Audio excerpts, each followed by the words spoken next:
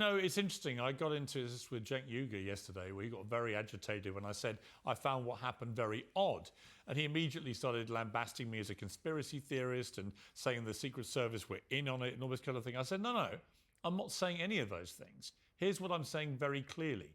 It is incredibly strange to me and inexplicable that a 20-year-old kid with an AR-15 can clamber onto the roof in full view of the public, who start alerting authorities as much as 2 minutes before he fires this gun, and then gets to the perfect vantage point to shoot Donald Trump from 150 meters.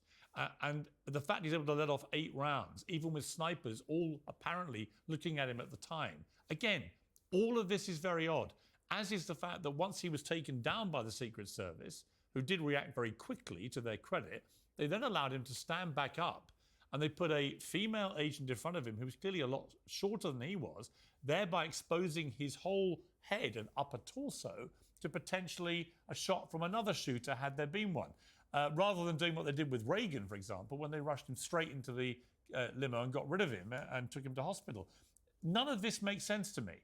It really is an inexplicable chain of events that Donald Trump, who is one of the most threatened people in American public life, who's been president and is likely to be again, is at a public presidential rally months before an election, and any of that chain of events is able to happen. Piers, we were a half an inch away from civil war. We were a head not turning this way from a civil war. We've all seen the videos. And by the way, there is nothing wrong with questioning anything.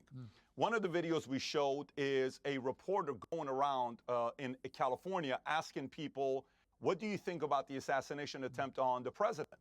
And everybody this person asked in California, everybody said, oh, it was a setup. Well, we actually, I'll tell you what, Patrick, let me stop you, because we actually have that. Let me play that so that viewers know what you're talking about. Sure, go for it. Oh, it's a false flag. False flag. Yeah, false flag. Somebody died and 2 people injured. What do you think about that? False flag. False flag. I thought it was magnificently staged. It was professionally done. Wait. Staged by who? Oh, by Mr. Trump, of course. I think this whole thing is staged. No. Please don't. No. We're so anti-Trump. I don't even want to. Was it a bad thing, though? Was it a bad thing? Would you condemn it? Oh, that he got shot at? Of course. Yeah, was it staged? Probably. One person died in the crowd, 2 critically injured. What happened there? Small price.